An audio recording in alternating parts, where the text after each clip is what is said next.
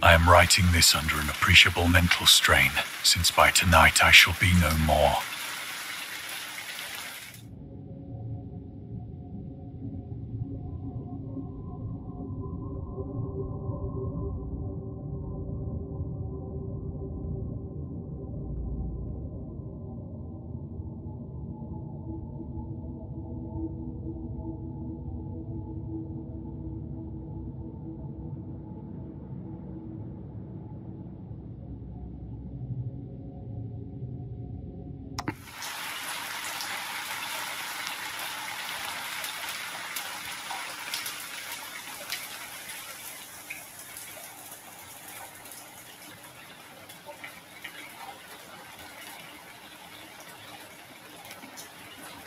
Penniless, and at the end of my supply of the drug which alone makes life endurable, I can bear the torture no longer, and shall cast myself from this garret window into the squalid street below.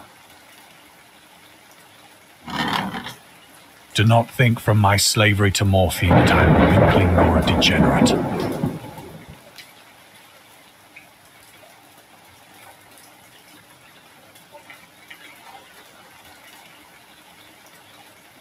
When you have read these hastily scrawled pages, you may guess, though never fully realize, why it is that I must have forgetfulness or death.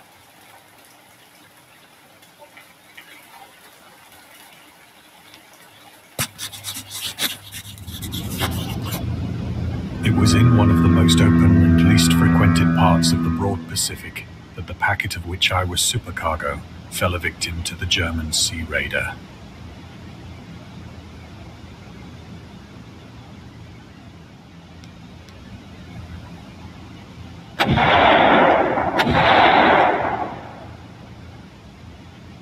The Great War was then at its very beginning, and the ocean forces of the Hun had not completely sunk to their later degradation.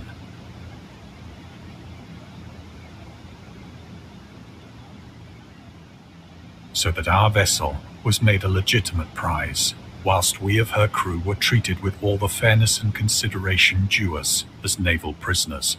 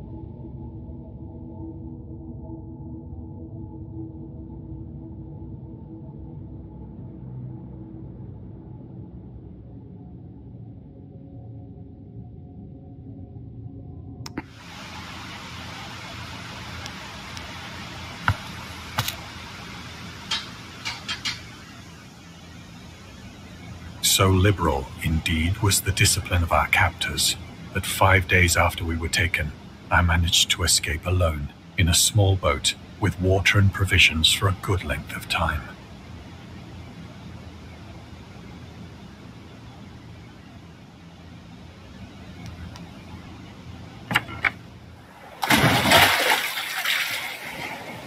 When I finally found myself adrift and free, I had but little idea of my surroundings.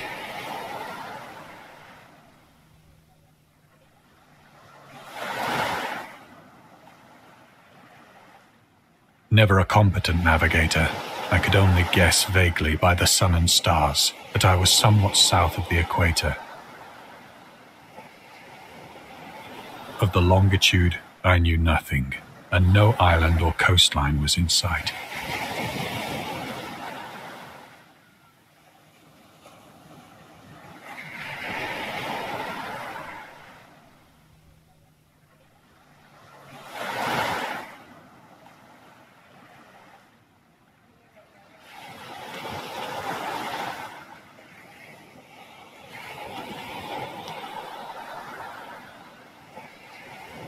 The weather kept fair, and for uncounted days I drifted aimlessly beneath the scorching sun, waiting either for some passing ship or to be cast on the shores of some habitable land.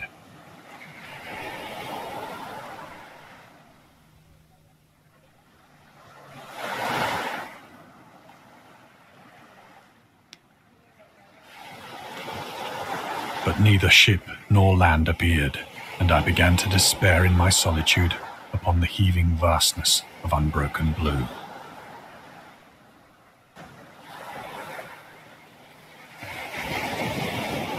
The change happened whilst I slept. Its details I shall never know, for my slumber, though troubled and dream-infested, was continuous.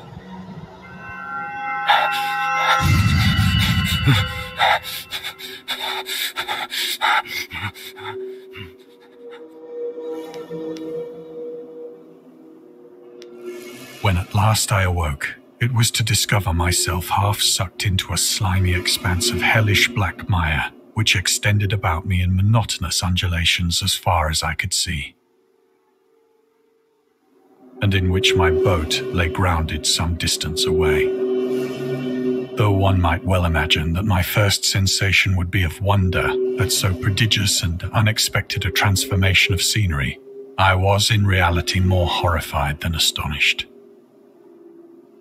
For there was in the air and in the rotting soil a sinister quality which chilled me to the very core.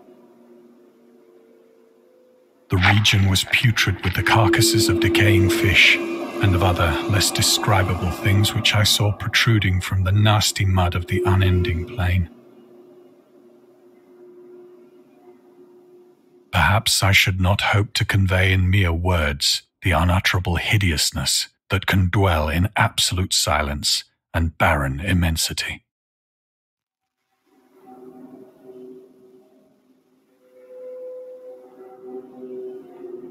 There was nothing within hearing and nothing in sight save a vast reach of black slime, yet the very completeness of the stillness and the homogeneity of the landscape oppressed me with a nauseating fear.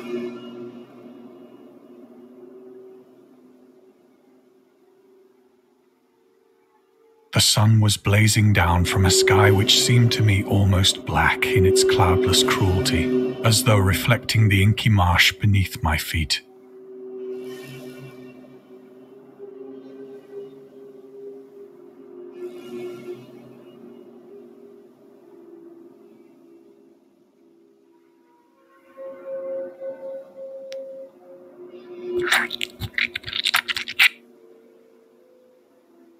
As I crawled into the stranded boat, I realized that only one theory could explain my position. Through some unprecedented volcanic upheaval, a portion of the ocean floor must have been thrown to the surface, exposing regions for which innumerable millions of years had lain hidden under unfathomable watery depths. So great was the extent of the new land which had risen beneath me that I could not detect the faintest noise of the surging ocean, straining my ears as I might. Nor were there any seafowl to prey upon the dead things.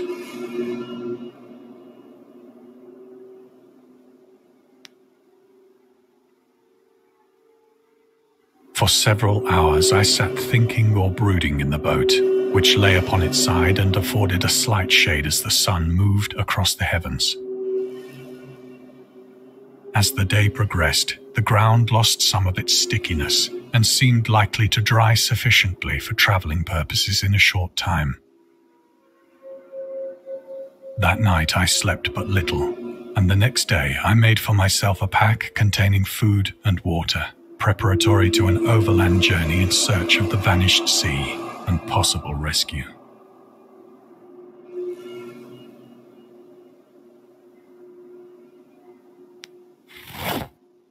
On the third morning, I found the soil dry enough to walk upon with ease. The odor of the fish was maddening, but I was too much concerned with graver things to mind so slight an evil, and set out boldly for an unknown goal.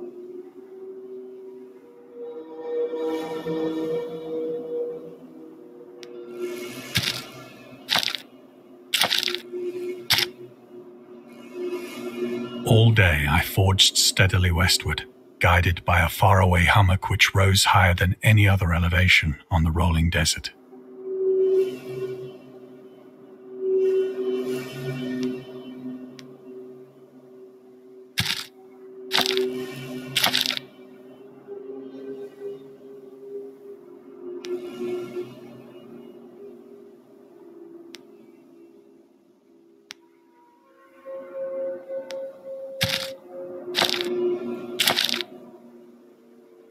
That night, I encamped, and on the following day still travelled toward the hummock, though that object seemed scarcely nearer than when I had first espied it.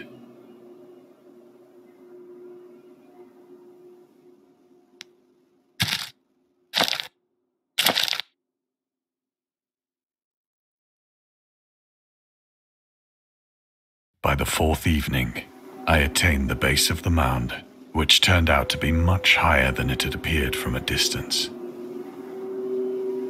An intervening valley setting it out in sharper relief from the general surface. Too weary to ascend, I slept in the shadow of the hill. I know not why my dreams were so wild that night, but ere the waning and fantastically gibbous moon had risen far above the eastern plain, I was awake in a cold perspiration, determined to sleep no more. Such visions as I had experienced were too much for me to endure again. And in the glow of the moon I saw how unwise I had been to travel by day. Without the glare of the parching sun, my journey would have cost me less energy. Indeed, I now felt quite able to perform the ascent which had deterred me at sunset. Picking up my pack, I started for the crest of the eminence.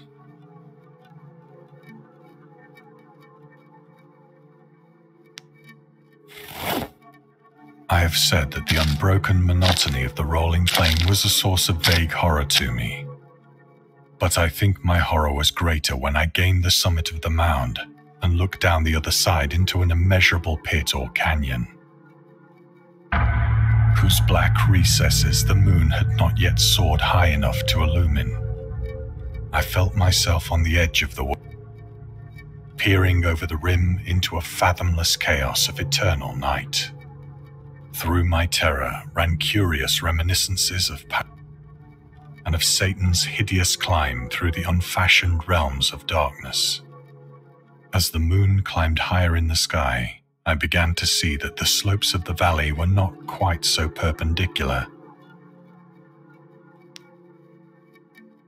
Ledges and outcroppings of rock afforded fairly easy footholds for a descent, whilst after a drop of only a few hundred feet, the declivity became very gradual.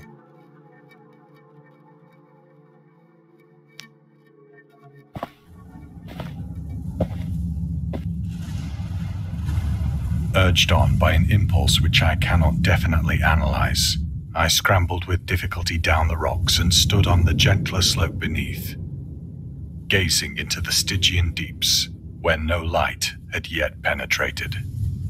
All at once, my attention was captured by a vast and singular object on the opposite slope, which rose steeply about 100 yards ahead of me. An object that gleamed whitely in the newly bestowed rays of the ascending moon.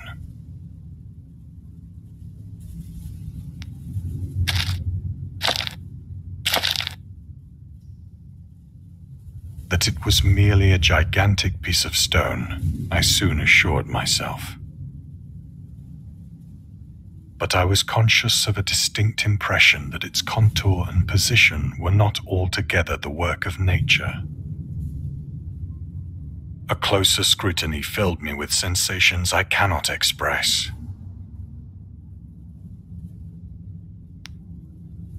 For despite its enormous magnitude and its position in an abyss which had yawned at the bottom of the sea since the world was young, I perceived beyond a doubt that the strange object was a well-shaped monolith, whose massive bulk had known the workmanship and perhaps the worship of living and thinking creatures. Dazed and frightened, yet not without a certain thrill of the scientist's or archaeologist's delight, I examined my surroundings more closely.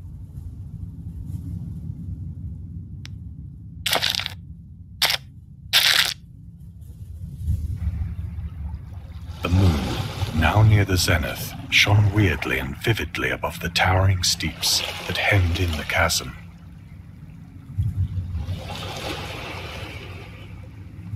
And revealed the fact that a far-flung body of water flowed at the bottom, winding out of sight in both directions and almost lapping my feet as I stood on the slope. Across the chasm, the wavelets washed the base of the cyclopean monolith, on whose surface I could now trace both inscriptions and crude sculptures.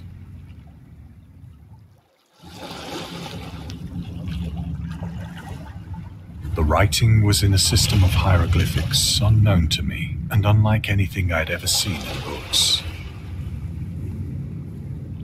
consisting for the most part of conventionalized aquatic symbols such as fishes, eels, octopi, crustaceans, mollusks, whales, and the like. Several characters obviously represented marine things which are unknown to the modern world, but whose decomposing forms I had observed on the ocean-risen plain. It was the pictorial carving, however, that did most to hold me spellbound. Plainly visible across the intervening water, on account of their enormous size, were an array of bas-reliefs whose subjects would have excited the envy of a Doré. I think that these things were supposed to depict men, at least a certain sort of men, though the creatures were shown disporting like fishes in the waters of some marine grotto, or paying homage at some monolithic shrine which appeared to be under the weight. Of their faces and forms I dare not speak in detail, for the mere remembrance makes me grow faint. Grotesque beyond the imagination of a Poe or a Bulwer.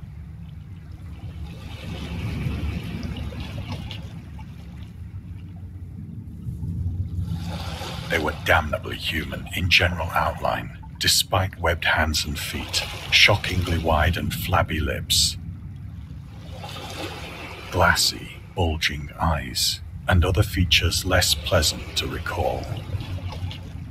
Curiously enough, they seemed to have been chiseled badly out of proportion with their scenic background.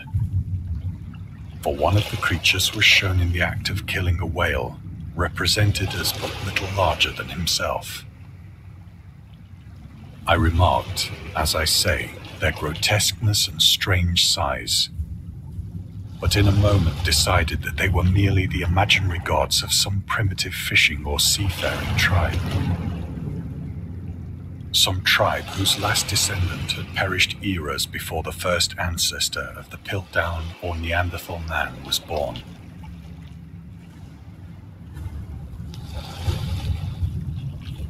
Awestruck at this unexpected glimpse into a past beyond the conception of the most daring anthropologist, I stood musing whilst the moon cast queer reflections on the silent channel before me. Then, suddenly, I saw it. With only a slight churning to mark its rise to the surface, the thing slid into view above the dark waters.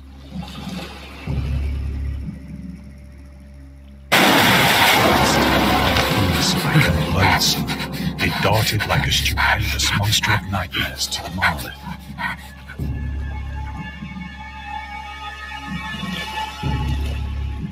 About which it flung its gigantic arms, while it bowed its hideous head and gave vent to certain measured sounds. I think I went mad then. Of my frantic ascent of the slope and cliff, and of my delirious journey back to the stranded boat, I remember little.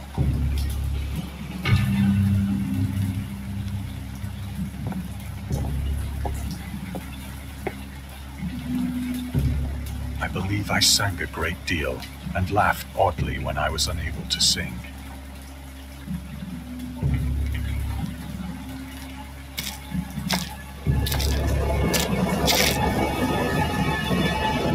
I have indistinct recollections of a great storm sometime after I reached the boat. At any rate, I know that I heard pearls of thunder and other tones which nature utters only in her wildest notes.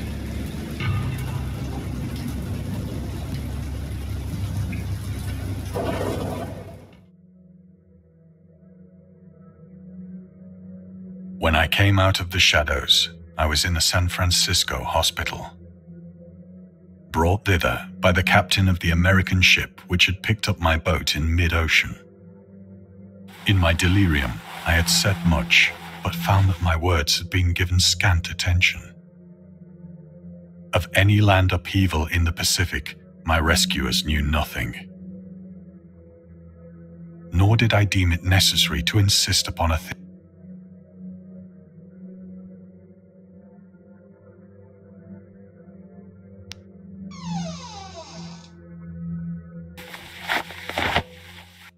Once I sought out a celebrated ethnologist and amused him with peculiar questions regarding the ancient Philistine legend of Dagon, the fish god.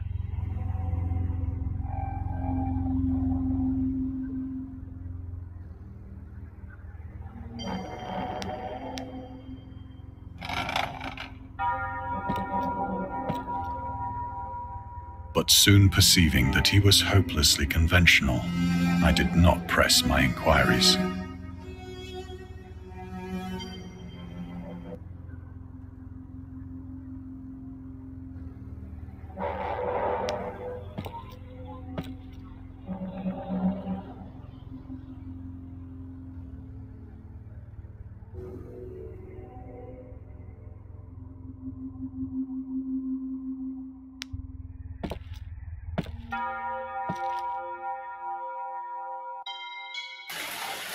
It is at night, especially when the moon is gibbous and waning, that I see the thing. I tried morphine, but the drug has given only transient surcease and has drawn me into its clutches as a hopeless slave. So now I am to end it all, having written a full account for the information or the contemptuous amusement of my fellow men.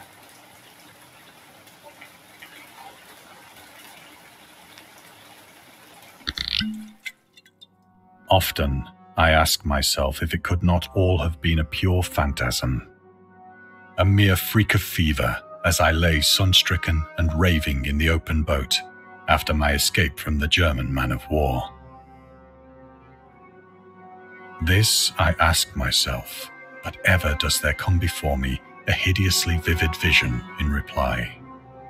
I cannot think of the deep sea without shuddering at the nameless things that may at this very moment be crawling and floundering on its slimy bed, worshipping their ancient stone idols and carving their own detestable likenesses on submarine obelisks of water-soaked granite. I dream of a day when they may rise above the billows to drag down into their reeking talons the remnants of puny, of a day when the land shall sink and the dark ocean shall ascend amidst universal pandemonium.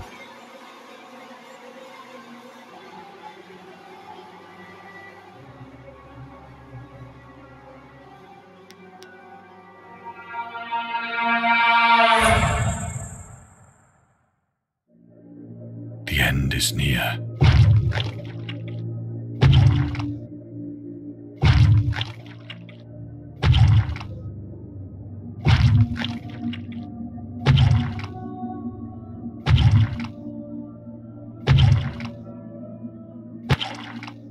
I hear a noise at the door, as of some immense slippery body lumbering against it.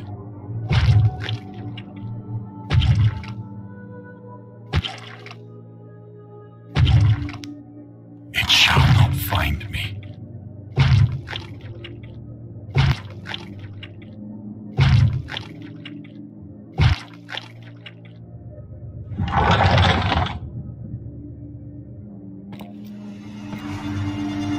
God, that hand!